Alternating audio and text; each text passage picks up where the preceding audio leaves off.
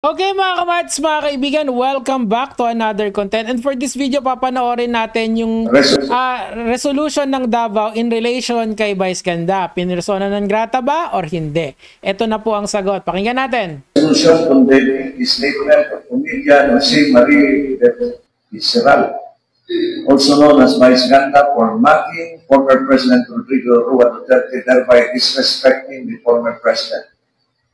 Whereas the city government of Davao upholds the values of respect, courtesy, and the preservation of dignity towards all individuals, particularly public officials who have served the nation with distinction. Okay, so hindi gusto ko lang parinig sa inyo yan kasi ito lang yung clear audio na meron dito sa TikTok. But ito yung sa inyo, i-explain ko na lang, okay? Respecting the former president.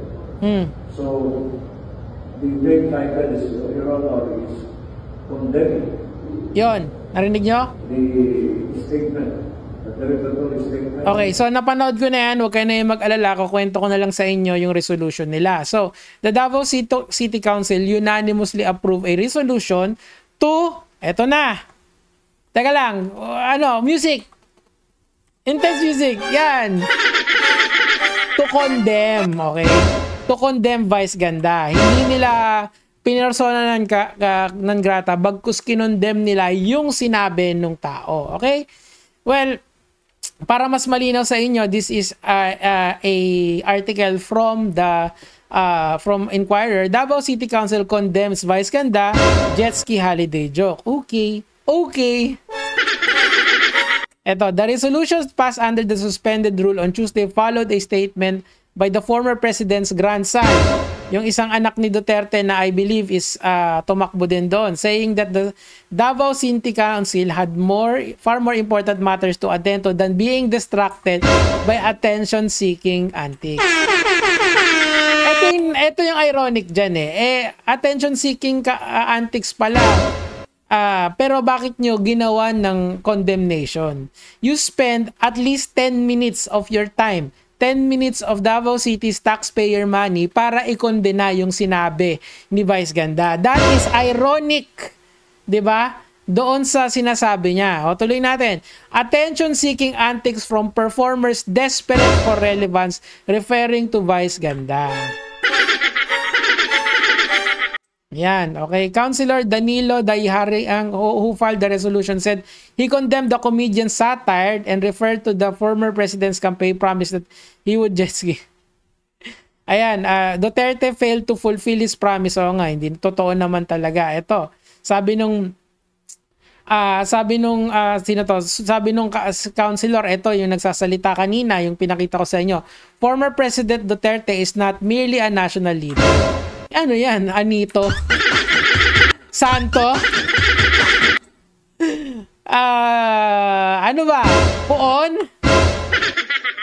Mythology? Ano ba siya? Diba? He is a former president. Okay? He is a former president na hindi na. So, private individual na uli siya. Is he a public figure at the very least? Yes.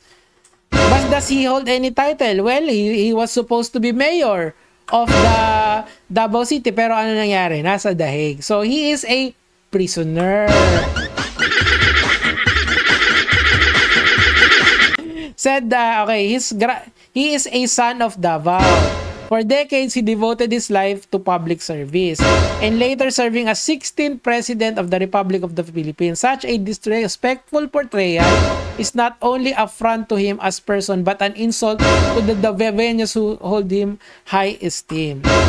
But, tandaan nyo, kung insulto sa iba, baka sa iba hindi. So, ano ang magsusupersede?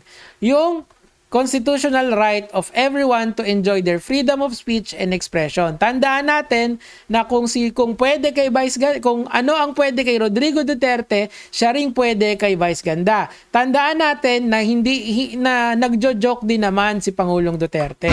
And yung kanyang joke are very very foul sometimes, 'di ba? Naging biktima niya sa mga jokes niya si Chel Jokno, si Laila De Lima, and many more, including victims of the R word. Alam nyo na yon, yung katulad nung madre, di ba? Once upon a time, yung Mayor Muna joke.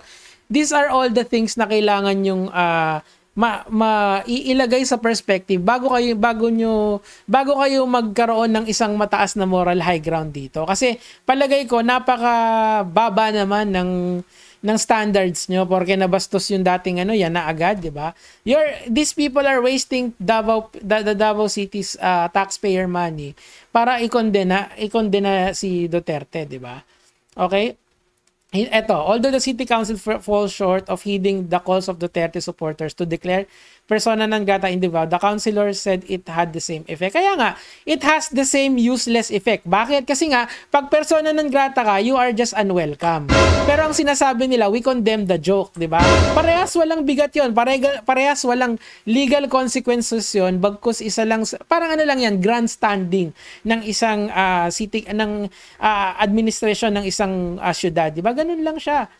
Pero ang akin lang kasi, they made a big deal out of this. Tandaan natin na wala naman talagang katuturan yun. Kasi joke yun eh. It's supposed to be taken lightly kasi it's a joke initially. But of course, when meron kasing mga elemento yung joke na yun, that it hits home. Tandaan natin, yung jet ski was an election promise by Rodrigo Duterte. He said that nung 2016, naalala ko nung debate, pupunta daw siya sa Philippine Sea tapos magje-jet ski doon at ilalagay niya, papaalisin niya yung mga Chinese doon. Pero what happened? Paulit-ulit na lang tayo. Remember this kasi the West Philippine Sea is still a problem until now. Yung kung bakit siya napunta sa The Hague, pinunta ba siya doon because of anything extra illegal na ginawa ng ating gobyerno? May justification sila doon. The man committed allegedly crimes against humanity, and it is therefore just correct for him to go to The Hague and face the charges there. Gusto naman niya daw humarap di ba? Ano ba?